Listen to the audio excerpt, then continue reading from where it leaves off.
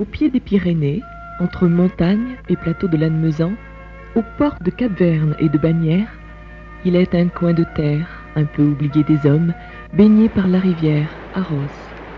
Un triangle de 120 km², portant plus de 25 clochers. C'est le pays dit les Baronnies.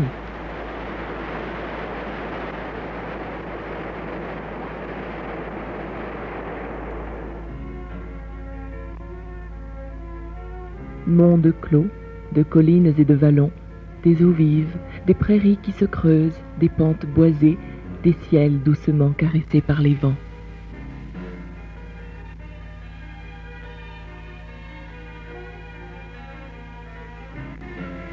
Et l'âpre tour sur la colline, repère du seigneur de Mauvezin, qui a conservé la pierre héraldique de la maison de Foix-Béarn.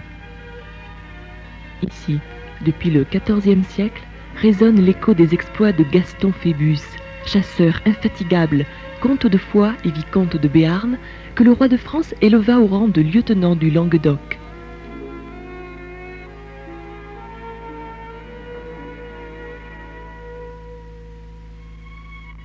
Ici, on rêvait troubadours et châtelaines, devant ces vastes étendues aux courbes ondoyantes.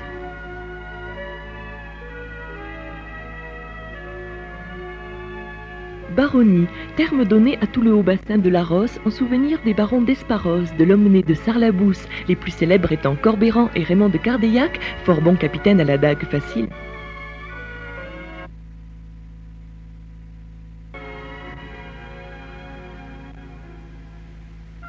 Ces barons, on les retrouve sur le terrier de la communauté, dessiné au XVIIIe siècle et qui servait de cadastre. Là sont croqués aussi les hommes d'armes, les silhouettes des bois et des champs. Remarquable document conservé aux archives départementales et qui fait partie des 5 ou 6 terriers illustrés connus en France. Émouvante évocation des habitants des baronnies il y a 200 ans.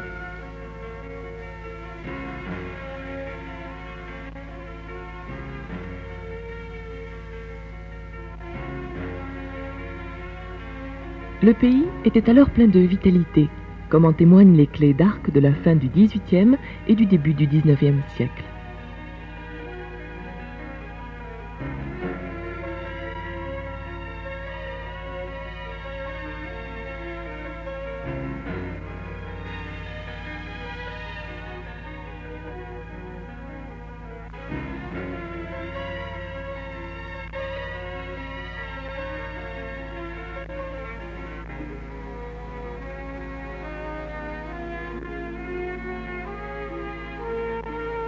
Rustique baronnie, où l'on vit encore au rythme de jadis, et qui offre le charme des paysages nés d'une rencontre multiséculaire entre la terre et l'homme, où le promeneur retrouve la nostalgie d'un passé rural dans lequel tant de citadins ont leurs racines.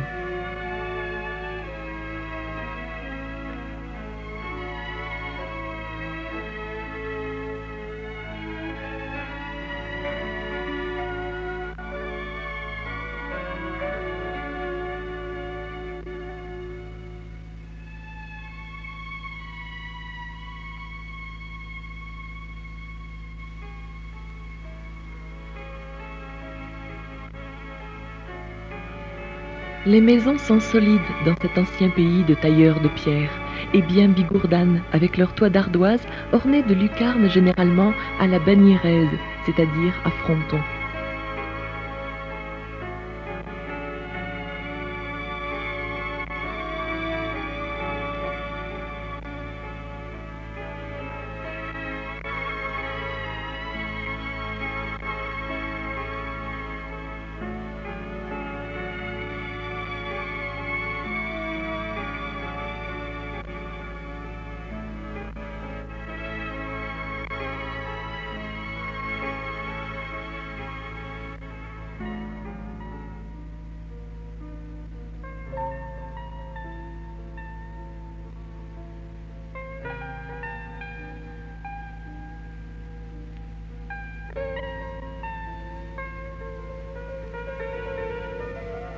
Des villages se sont établis tantôt au creux des vallées, tantôt sur les crêtes, et sont souvent de véritables belvédères.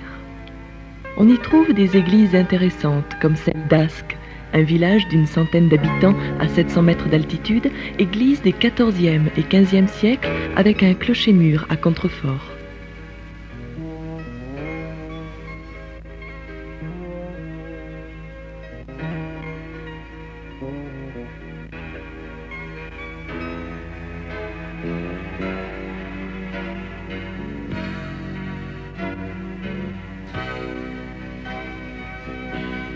La population vit depuis toujours de l'élevage, du travail de la terre qui obéit aux contraintes de la pente, et surtout d'industries domestiques, malheureusement en voie de disparition. Tissage, vannerie, travail du bois. On trouve encore quelques artisans, comme ce sabotier de Esch, qui parle avec amour de son métier.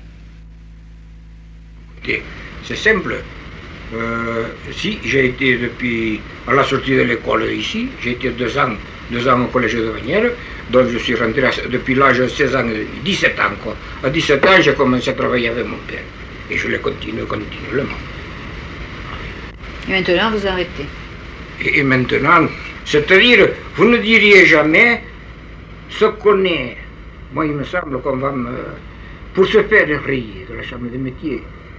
C'est pour éviter les frais de la taxe professionnelle. Et encore, je ne sais pas si je pourrais arriver à le faire, parce que je vous dirais, moi je vais à la maison, c'est mon grand jour de fête. Que je vende ou que je ne vende pas, au marché, je rencontre tous les copains, de tous. Les uns, c'est des anciens clients, d'autres non. On discute le coup, moi je passe ma journée. Et le jour où je pourrais pas aller à la maison, il me semble qu'on va m'enterrer. Et c'est pour ça qu'il n'est pas dit que je ne me conserve l'inscription uniquement pour aller me faire le marché pour ne pas m'isoler. Si vous vous isolez de la vie, c'est fini. Et puis il y a l'activité.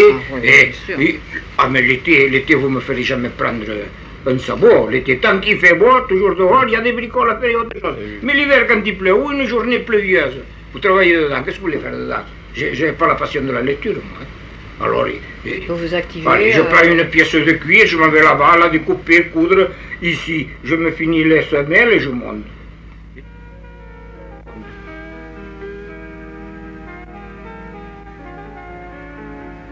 Les baronnies aujourd'hui? Une civilisation rurale aux antipodes de la société de consommation qui a conservé le charme de l'environnement traditionnel où l'homme peut retrouver ses sources. Qui dira les sortilèges de l'automne, parmi les hêtres, les noisetiers, les châtaigniers, sur les pentes, dans les sentiers.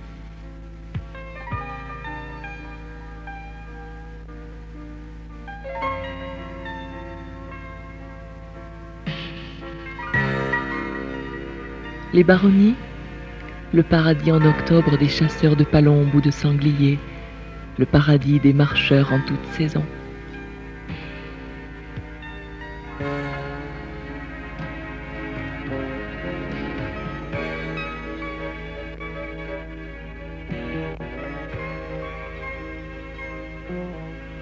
Et aussi le paradis des cavaliers ou des touristes motorisés attirés par la beauté du panorama.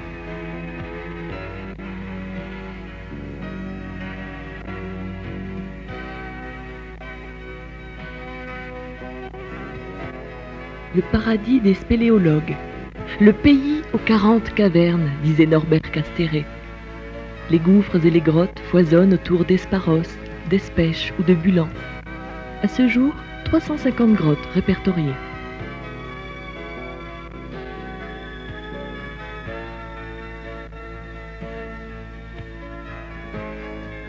Et pour les amateurs de vieilles pierres, 2 monuments de prestige.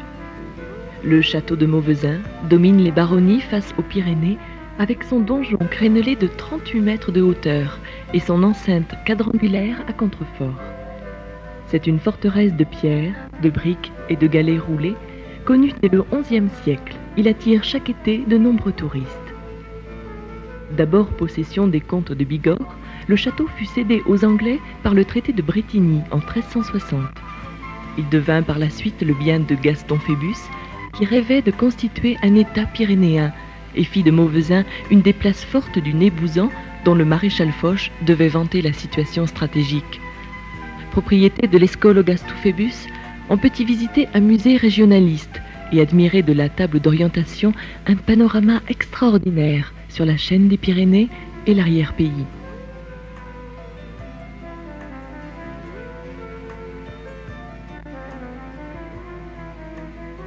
Autre visite qui s'impose, l'Escaladieu, abbaye cistercienne du XIIe siècle, la plus ancienne de France, après Fontenay. Elle fut l'abbaye mère de Berezuela, en Aragon, filiation rappelée en 1988 par un jumelage entre les deux abbayes. Autre filiation moins connue, un certain Père Raymond, venu de l'Escaladieu, fut père abbé de Fitero, près de Saragosse, et fonda par la suite l'ordre militaire de Calatrava, en Andalousie.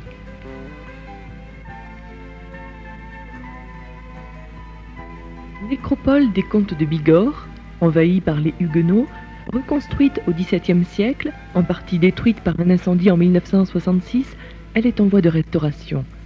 Des concerts, des expositions, une librairie feront de l'Escaladieu un lieu de communication pour le XXIe siècle, avec déjà tout proche l'horizon européen de 1992.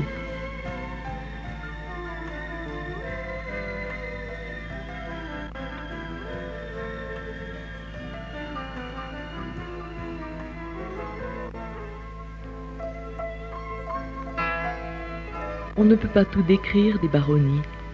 Il faut y flâner, parler au vieux paysan qui vous aidera à découvrir et aimer son pays. Il faut y rester. Les occasions ne manquent pas. Gîtes d'étape,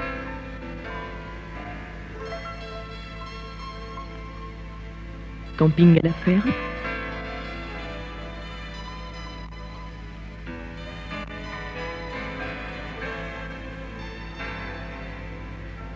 petite hôtellerie de montagne, et au bord de la Rosse, un ancien moulin, la maison des baronnies, aménagée dans le village de Sarlabousse.